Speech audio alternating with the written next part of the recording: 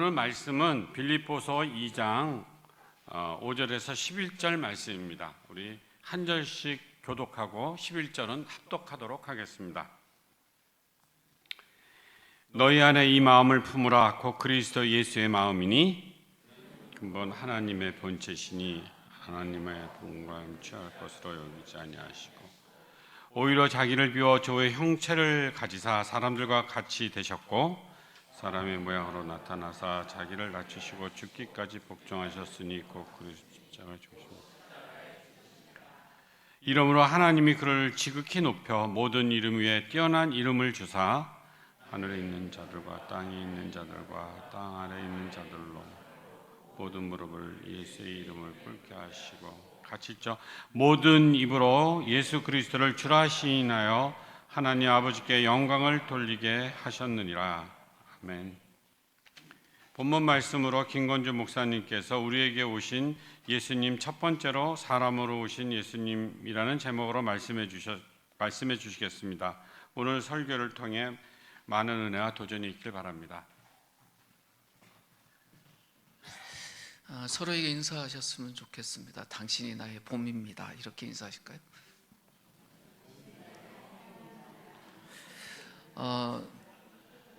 저는 봄이 오기를 되게 기다렸어요. 왜냐하면 제 몸이 좀 따뜻해야 좋거든요. 그런데 3월에 봄 같지가 않았어요. 근데 4월 되니까 조금씩 봄 기운이 올라오는데 특별히 오늘은 좀 더 그런 것 같더라고요. 왜 그럴까 했더니 귀한 지체들을 만나서 그런 것 같습니다. 이렇게 뵈니까 마음이 좋으네요. 다시 한번 옆에 있는 분 손 한번 잡아주시고 당신이 나의 봄입니다. 그러셨으면 좋겠어요.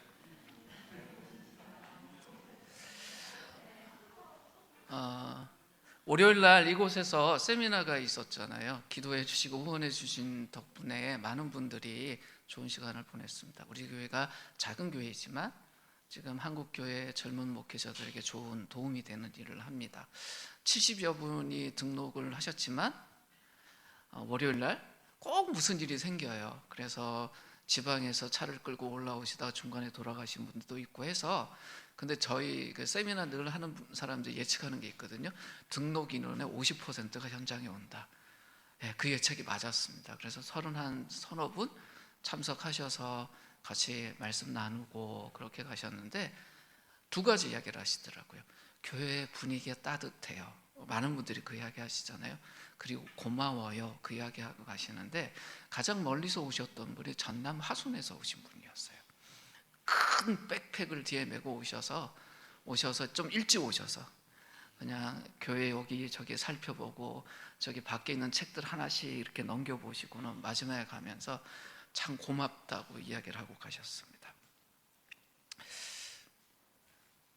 이야기를 왜 전하냐면요, 구체적으로 실제 진행되는 것이 진짜예요. 그러니까 우리가 한국교회를 위해서 돕자, 섬기자, 그렇게 말하는 교회는 참 많습니다. 근데 정말 그렇게 해야 됩니다. 근데 우리 교회는 그게 비전이기도 하지만 이미 그러고 있습니다. 근데 누가요?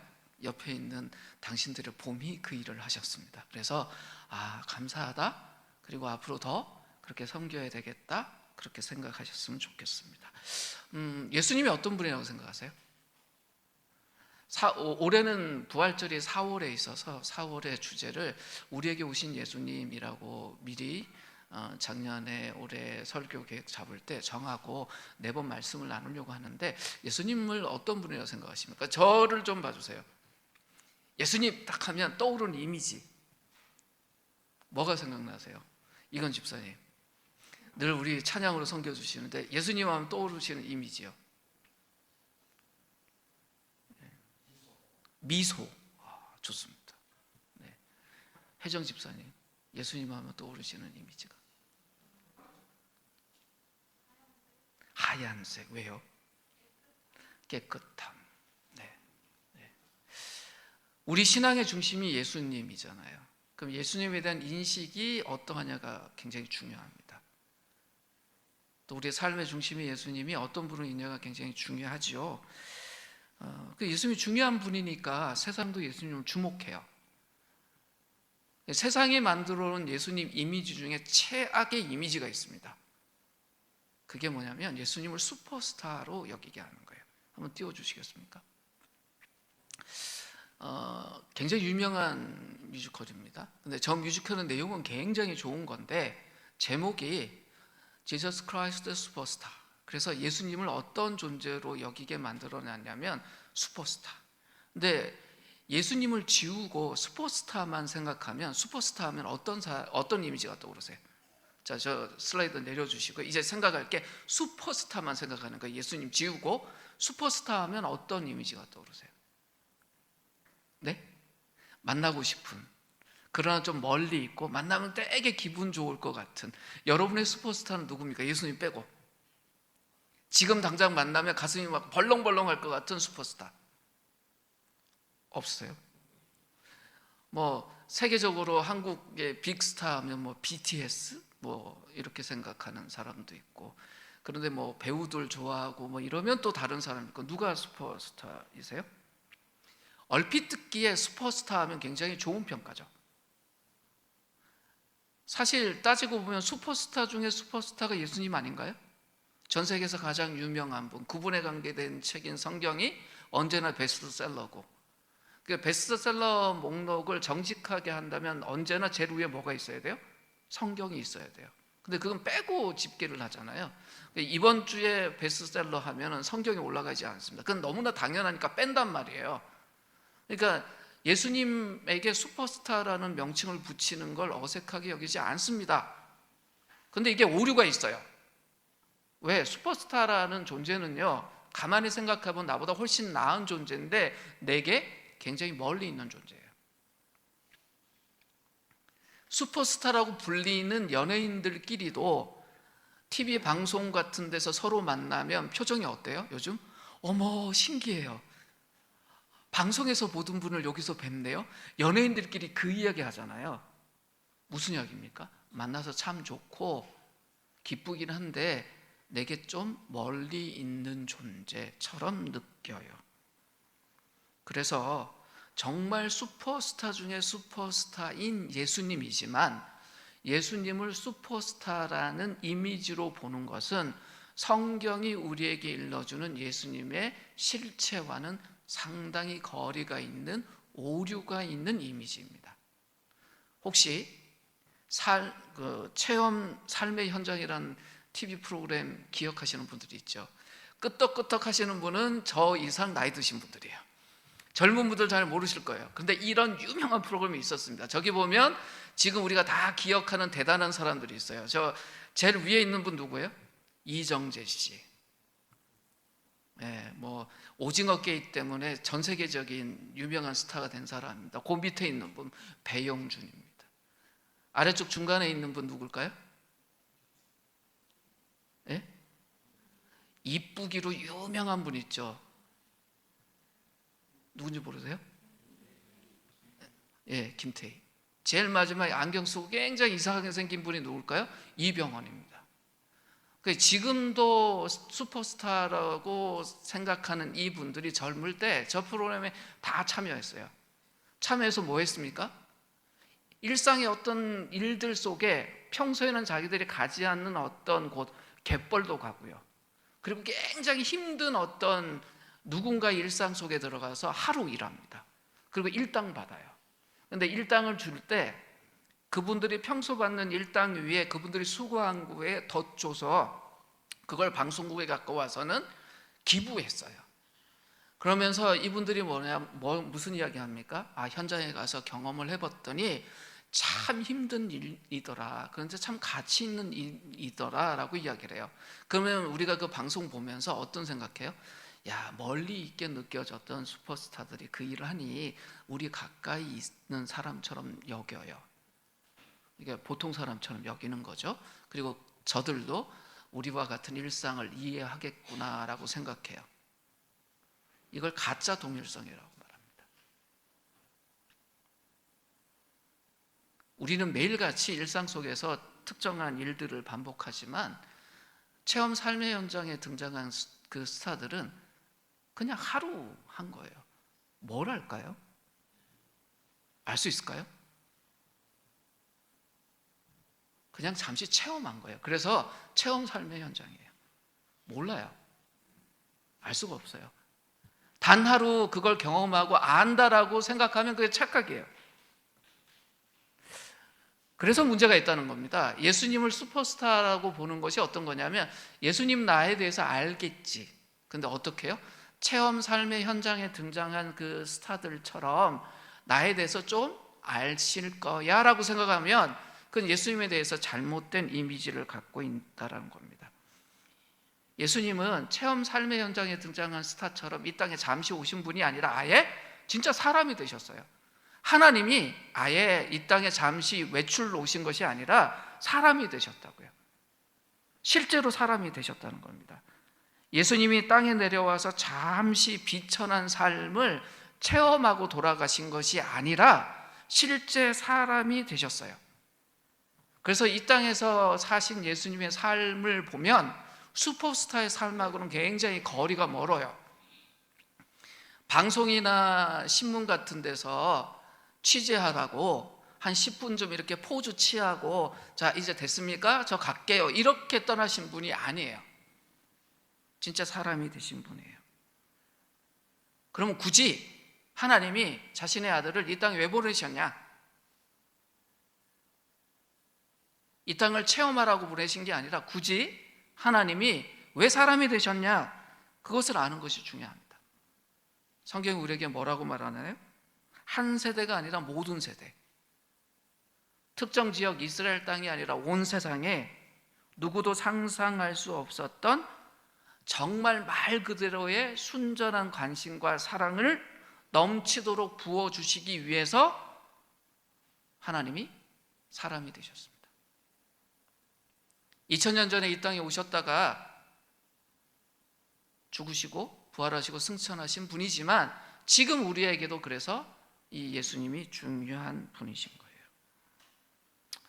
인간이 삶에서 겪는 굉장히 불편한 감정 중에 하나가 외로움입니다. 절대 외로움. 어떤 거냐면 지금 내 마음을 아는 사람은 나 빼고는 아무도 없을 거야. 결혼 생활 한 30년 하면 옆에 있는 사람이 나의 모든 걸 다 알 거다라고 생각할 수 있을까요? 표정 바꾸지 마세요. 네. 아니잖아요. 99%는 알아도 1% 모를 수 있어요. 정말 친한 친구, 한 40년 지기 이렇게 되는 친한 친구가 있다. 나에 대해서 다 알까요? 네. 어떤 분이 아니라고 고개 흔드셨어요. 그게 진실이에요. 늘 우리 속에 어떤 게 있어요? 아, 쓸쓸하다. 혼자 좀 떨어져 있는 것 같다. 뭐 군중 속의 고독이란 말도 있잖아요. 소진이가 혜정 집사님 마음을 알까요? 지금 바로 대답 못하고요. 눈이 이렇게 올라갔어요. 이렇게 한쪽으로. 그건 아닌 것 같은데 라는 신호잖아요. 늘 우리가 그래요. 혼자 있는 마음을 가져요. 그런데 특별히 인생의 사건들 속에 어려움을 겪을 때 나 혼자만 있는 것 같아 라는 마음 가질 때 어떨까요? 힘들어요. 아무도 날 몰라준다. 주일날 이렇게 예배에 와서 함께 앉아 있는데 옆에 있는 사람이 내 마음 알까? 그리고 저 설교하는 목사는 내 마음 알까? 질문하고 나면 답은 뭐예요? 모를 거야. 몰라요.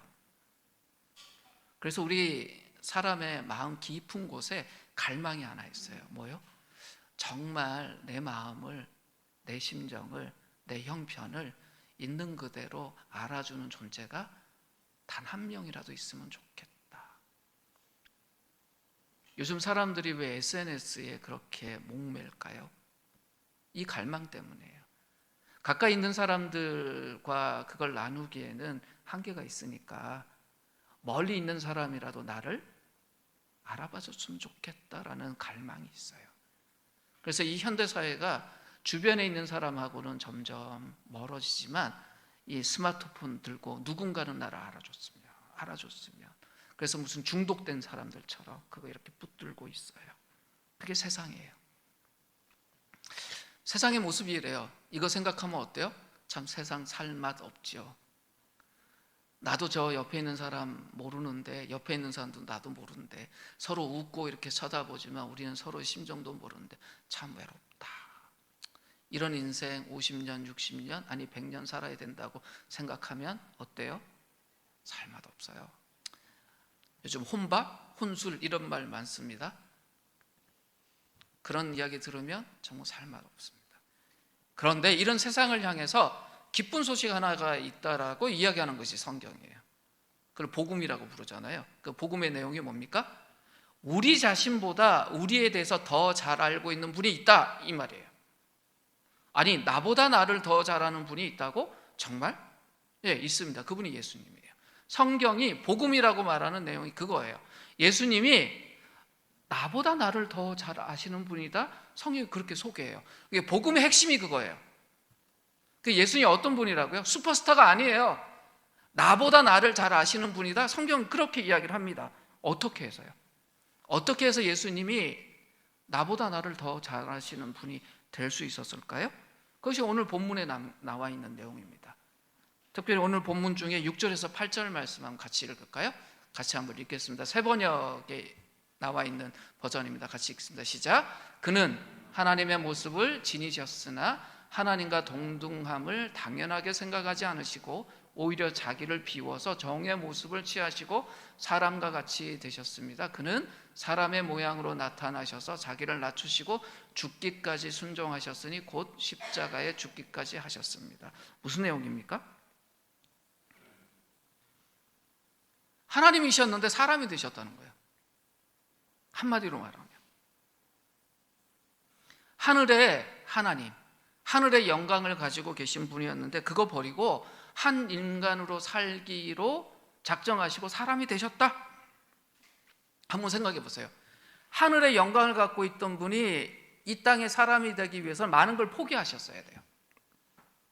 예수님이 뭘 포기하셨을까 한번 생각해 보십시오. 그냥 옛날에 그냥 멀리도 아니고 조선시대라고 생각해 보자고요. 조선시대 왕이었던 분이 백성들이 어떻게 사는지 알기 위해서 스스로 왕이 내려놓고 정말 백성이 되기로 하고 한성에서 떠나서 저기 시골로 내려갔다고 합시다. 그럼 뭘 포기했어야 할까요? 한번 생각해 보세요.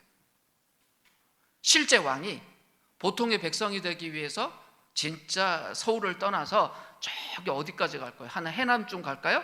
거기 가서 살기로 작정하고 갔다. 그럼 얼마나 많은 걸 포기했어야 될까요? 근데 오늘 성경에 보면 그저 보통의 사람이 아니라 어디까지 내려갔다면 종까지 내려갔대요. 신분제 사회에서 같은 사람이 아니라 그 사람을 섬길 수밖에 없는 노예의 계급에 해당되는 분들이 계시잖아요. 거기까지 갔다. 그럼 조선시대로 말하면 양민이 아니라 뭐가 됐다는 거예요? 천민까지 내려가셨다는 거예요. 얼마나 낮아지셨습니까? 왜 이렇게 하셨습니까? 왜 이렇게 하셨습니까? 우리를 향한 사랑 때문에 그랬다는 거예요. 예수님의 사랑은 그냥 이게 머릿속에 있는 사랑이 아니에요. 진짜 사랑이에요. 그래서 낮아지신 거예요. 그러면서 예수님 스스로가 본인이 이 땅에 왜 오신지를 밝힌 내용이 마가복음 10장 45절에 있습니다. 같이 읽겠습니다. 인자가 온 것은 섬김을 받으려 함이 아니라 도리어 섬기려 하고 자기 목숨을 많은 사람의 대속물로 주려 함이니라. 예수님 이야기하세요. 내가 이 땅에 왜 왔냐? 사람들 때문에 왔다. 사람들의 어려움 해결해 주는 일, 그 섬기러 왔다. 무엇까지요? 내 목숨까지도 내어주려고. 예수님이 그런 분이에요. 근데 이 예수님이 그럼 우리에 대해서 잘 모르실까요? 잘 아세요. 가장 기본적인 인간관계 전부를 아시는 분이에요. 예수님의 첫 출발이 무엇이었습니까? 이 땅에서 어린 아기였습니다. 우리가 인생을 시작하는 거하고 똑같아요. 20대, 30대 성년의 모습으로 오신 게 아니라 갓난 아기로 오셨어요. 첫 시작은 태아로 시작하셨어요. 그러니까 태아 때 우리가 뭘 경험하는지 예수님 경험하셨어요. 영아기 때 사람이 어떤지 경험하셨어요. 한번 상상해 볼까요? 예수님이 영아 때 배가 고프셔서 울었는데 마리아가 그걸 깨닫지 못하고 젖을 늦게 줬다. 뭘 느끼셨을까요? 내가 이렇게 울어도 배고픈데 젖도 안 주냐? 안 느끼셨을까요? 좀 지나고 유년기 지나고 청소년기 지나고 이 모든 것을 경험하신 분이에요. 그러면서 누군가에게 자녀가 된다는 것, 누군가에게 형제 자매가 된다는 것, 또 부모가 어떤 존재인지 모르셨을까요? 이런 기본적인 인간관계를 이분은 다 경험하셨습니다. 그래서 성경이 뜨문뜨문이지만 영아기 때 예수님의 모습, 청소년기 때 예수님의 모습을 기록해두죠. 청소년기 때 예수님 모습이 하나 기록되어 있습니다. 12살 때 어땠어요? 성전에 부모들하고 같이 올라갔다가 다시 고향으로 돌아가야 되는데 부모들 따라 안 갔죠. 그래서 한참 가다가 없네? 하고 돌아갔어요. 그런데 12살의 예수님이 부모들 보고 뭐라고 그랬습니까? 나 저 여기 있어야 되는 거 모르셨어요? 예, 요즘 꼭 중이같이 이야기를 했어요. 청소년기 같잖아요. 저 원래 여기 있어야 되는데 왜 찾으셨어요? 뭐 이러는 거예요. 부모 마음이 어땠을까요? 그 청소년들이 이런 생각할 수 있어요. 아무도 우리 마음 몰라. 저도 청소년기 때 그렇게 반응했던 것 같아요. 부모도 나에게 대해 별 기대도 없고 관심도 없는 것 같아.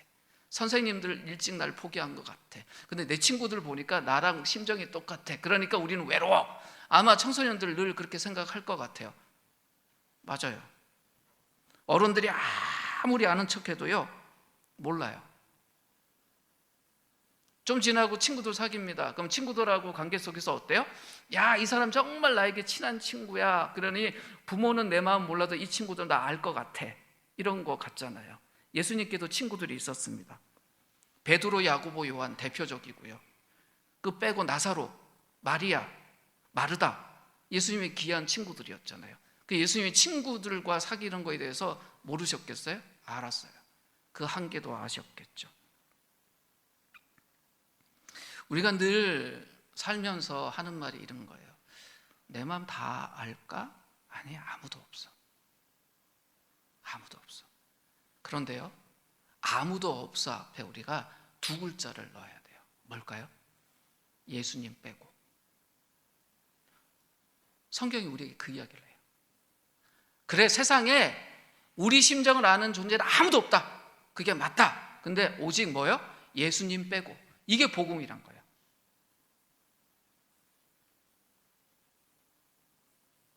복음, 우리가 복음 이야기 하잖아요.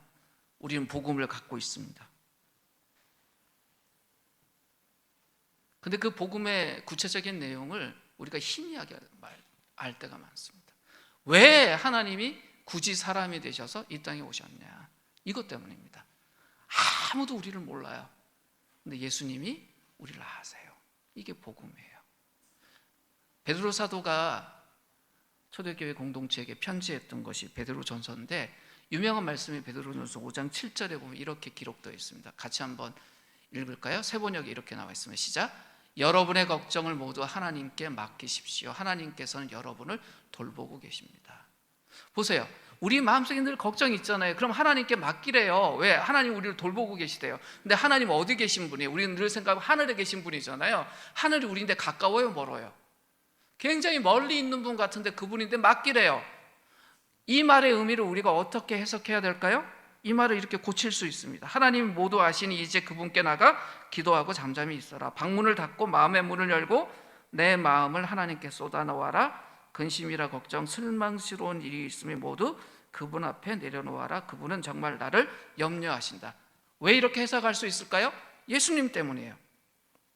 예수님이 나보다 나를 더 잘 아시는 분이니 내 삶에 염려가 있을 때 그분께 맡기면 된다라는 거예요. 무슨 말입니까? 아무도 나를 몰라라는 마음이 아니라 주님은 나를 아셔라는 마음으로 겸손하게 내 마음 내려놓고 그분께 내 걱정거리, 염려거리 이야기하라는 거예요. 성경이 계속 말하는 게 뭐예요? 솔직히 네 마음을 하나님께 쏟아놓으라 라고 이야기를 합니다. 우리 삶에 늘 문제가 있어요. 문제가 해결되어 가도요 남아있는 문제가 늘 쌓여 있어요. 근데 이 쌓여 있는 문제를 바라보는 시각이 어때야 되냐? 이게 중요해요. 문제가 아무것도 없으면 좋을 텐데 늘 있으니, 야, 3개 해결했다? 돌아보면 10개 있고, 10개 해결했다? 돌아보면 20개 있고, 이럴 수 있어요? 그럼 그 삶의 문제들을 어떤 눈으로 바라봐야 되냐? 그것이 중요하다는 거예요. 어떻게 본다고요? 이 문제에 함께 하시는 분이 있구나. 문제만 보는 것이 아니라 그 문제를 우리와 함께 염려하고 해결하려고 하는 분이 계시구나. 그 눈으로 바라봐야 된다는 거예요. 근데 그럼 우리 삶의 대부분들의 문제가 어디에서 발생하냐? 직장에서 발생합니다. 그렇죠? 일하다가 우리가 아무 일 안 하는 사람 같으면 별로 부딪히지 않는데 일 때문에 벌어지는 삶의 문제가 많아요. 직장에서도 일하고 가정에서도 일하고 모든 사람이 일상적으로 일을 하는데 일하다 보면 일하는 관계 속에서 이런저런 문제들 많이 생기죠. 우리 개인의 삶에서 내가 스트레스 많이 받고 나의 에너지를 가장 많이 깎아먹는 데가 어디예요? 일이에요. 일이 잘 될 때는 신나는데 일이 잘 안 되면 어때요? 힘들어요. 윤상로님 병원이 유명한 병원이잖아요. 근데 환자가 줄면 어떠세요? 나 잘못한 것도 없는데? 마음이 힘들어요. 그게 우리의 일반적인 거예요. 그럼 생각해 보세요. 예수님 이런 모습을 우리를 이해하실까요? 이정희 집사님 밀라노와 한국에서 이렇게 사시면서 무역하시잖아요. 이런 일을 예수님이 기억하고 이해하실까요? 이렇게 생각하면 정말 예수님이 이해하실까? 그분이 우리 일에 대해서, 우리 직장에서 벌어지는 일에 대해서 얼만큼 이해하시는 분일까? 여기에 대해서 우리 인식에 따라서 우리 삶의 문제를 보는 게 달라질 거예요. 근데 예수님이 슈퍼스타라고 생각하면 그분이 능력도 있고 마음도 있지만 이런 거 이해할 수 없다라고 생각할 거 아니에요. 근데 예수님이 그런 분이 아니에요. 예수님 이 땅에 오신 사람이셨어요. 근데 예수님의 이 땅의 삶의 많은 시간들을 성전에서 보낸 시간이 많았나요? 아니면 몫으로서 보내신 시간이 많았나요? 예수님이 사역을 처음 시작하셨을 때 예수님에 대해서 사람들이 뭐라고 말해요? 저 사람 목수인데? 라고 이야기를 합니다. 마가복음 6장 3절 한번 볼까요? 같이 한번 읽겠습니다. 시작. 이 사람이 마리아의 아들 목수가 아니냐? 야고보와 요셉과 유다와 시몬의 형제가 아니냐? 이 누이들이 우리와 함께 여기 있지 아니하냐 하고 예수를 배척할지라. 예수님에 대해서 사역 처음 시작할 때 사람들이 뭐라고 그래요? 목수라고 불러요. 근데 목수라는 일이 하루 이틀 한다고 목수가 돼요? 특별히 이거는 숙련이 돼야 되는 일이잖아요. 분명히 아버지 요셉에 이어서 목수로 살았는데 지금 보면 뭐라 그러냐면 이 사람이 목수라 그래요. 그럼 예수님이 어땠다는 거예요? 목수로서의 오랜 동안 살면서 일이 우리에게 주는 일들이 무엇인지 경험한 분이에요. 근데 목수가 나무 다듬어서 뭔가 물건 하나 만들 때 후닥닥 짧은 시간에 됩니까? 어떤 길게 든 시간도 있잖아요. 그럼 일의 지루함도 아시는 분이에요. 그 일이 제대로 안 될 때 어려움도 다 아시는 분이에요. 막 이렇게 두드리는데 연장이 부셔져 갖고 일이 늦어지는 것도 아시고요. 잘 만들어서 물건을 납품했는데 돌려줄 때의 어려움도 아시는 분이에요. 그러니까 우리 인생에서 경험하는 아주 그 힘든 일들의 중심의 것들을 직접 경험하고 다 아시는 분들이라고요.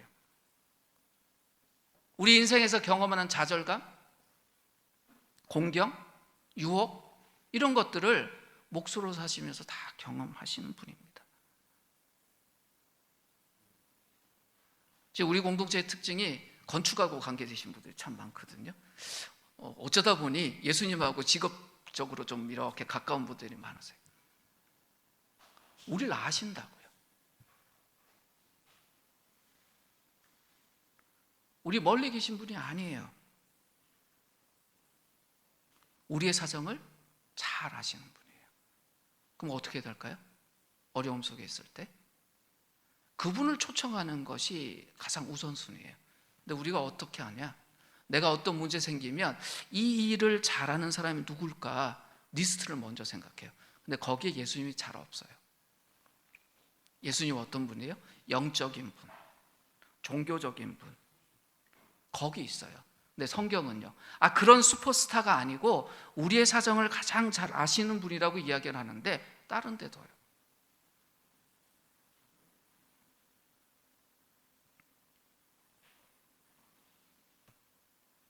사람에게 가장 중요한 존재이지만 사람에게 가장 깊은 상처를 주는 존재가 누구냐면 사람입니다. 그래서 철학적 명제 중에 인간은 늑대다라는 말이 있습니다.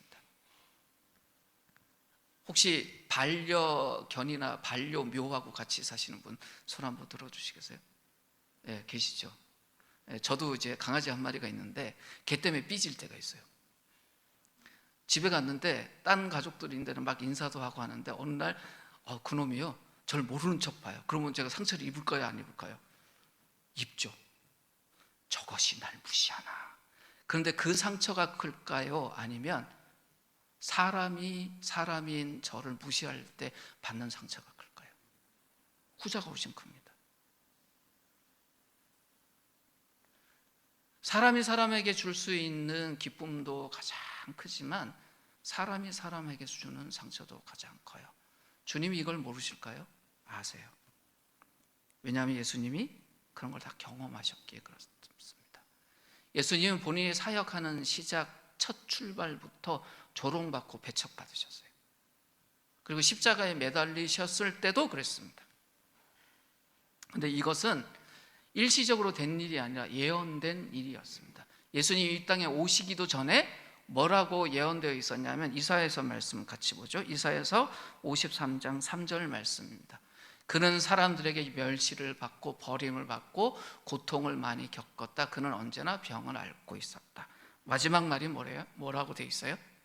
심지어 몸에 언제나 병을 앓고 있었다. 우리가 흔히 보는 개역개정 성경에는 이거를 질고를 알고라고 되어 있습니다. 지금 우리 공동체 안에 아프신 분들 많잖아요. 정 권사님은 지금 오른쪽에 엘보 때문에 힘들어하시고, 그렇죠? 몇몇 분들은 지금 독감과 감기 때문에 힘들어하시고. 예수님 그거 아실까요? 모르실까요? 아세요. 이게 복음이에요. 예수님 처음 사역 시작했을 때 세상 모두가 조롱했습니다. 저 사람 목수야. 아버지도 목수였어. 무슨 노동자 집안에서 메시아가 나. 저 사람 나사렛 출신이야. 저 촌동네에서 무슨 이 이스라엘을 구원할 메시아가 나나. 그런 조롱받으신 분이었어요. 거절이었죠. 심지어 형제들조차도 예수님이 부활하시고 난 이후에 돼서야 예수님을 인정해요. 이 모든 걸 경험하신 분이 우리의 주님이세요. 그분이 우리에게 뭐라고 하세요? 삶의 여정 속에 나를 좀 초청해라. 그것 때문에 사람이 되셔서 이곳에 오셨어요. 자, 사순절이 끝나갑니다. 이제 내일로 사순절이 끝나는데 우리 이제 고난주간 저희들이 통과하고 그런 부활절을 맞을 겁니다. 예수님을 나에게 어떤 분으로 받아들여야 할까? 그래서 오늘 설교의 마지막 결론이 뭐냐면 예수님 밖에는 우리를 아는 이 없네라는 이 표현입니다. 찬송가 안에서도 우리가 이런 고백을 많이 하죠. 이거 붙들고 살아야 됩니다. 나를 아는 나와 똑같은 사람은 있어요? 없어요? 없어요. 그래서 우리가 늘 절대적인 외로움을 갖고 살아요. 그러나 그 앞에 중요한 두 마디가 있어요. 예수님 빼고는. 이거 붙들으셔야 된다는 거예요. 예수님 이 땅에 왜 오셨습니까? 사랑 때문에 오셨습니다. 우리를 사랑하기 위해서 사람이 되어 오셨습니다. 성경이 이걸 가지고 우리에게 뭐라고 말해요? 우리를 진짜로 이해하는 분이 있다? 그분이 예수님입니다 라고 이야기를 합니다. 요즘 정말 살기 힘듭니다. 국민들 살기 좋게 하는 게 나라인데 거꾸로 되는 것 같고 힘들잖아요. 국민이 나라 걱정해야 되니 뭐 이런 생각도 들고 뭐 세상의 교회 걱정하기도 하고 막 거꾸로 되는 세상이에요. 정말 가슴이 막 미어 터져요. 이럴 때일수록 우리가 붙들어야 될 게 뭘까요? 복음이에요. 뭐예요? 예수님 그분 밖에는. 이 시간에 자기 자신을 향해서 좀 기도하셨으면 좋겠어요. 하나님 정말 이 복음 제가 붙들고 있나? 예수님은 나를 아신다라는 이 말씀 내가 붙들고 있는가? 그분은 그것 때문에 많은 걸 포기하고 낮아지시고 나를 존귀하게 만드시기 위해서 내 옆에 오셨는데 나는 내 삶 속에 정말 그분을 그렇게 초청하고 붙들고 있는가? 무엇을 보면 될까요? 내 염려를 그분께 가져가는지를 보면 됩니다. 이제 함께 기도할 때 염려 없는 인생을 살 수는 없지만 그 염려를 주님께 드리고 함께 나눌 수 있는 인생을 살 수는 있습니다. 내가 그렇게 사는 사람 될 수 있도록, 또 그것을 서로 격려하면서 함께 걷는 공동체가 될 수 있도록 우리 자신과 또 함께 신앙의 길을 걷는 이들을 위해서 기도했으면 합니다. 함께 기도하겠습니다. 이 시간 우리가 기도하는 주님 앞에 나갑니다. 아버지, 우리를 도우소서. 아버지, 함께 하소서. 주님, 아버지, 도우소서.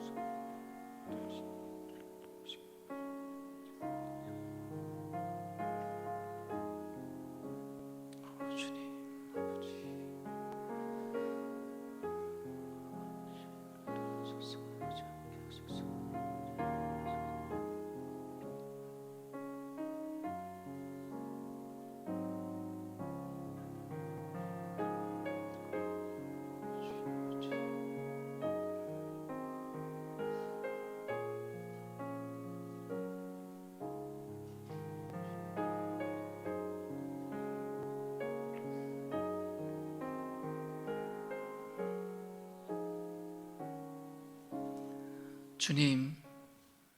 주님 우리와 함께 사시기 위해서 이 땅에 오셨습니다.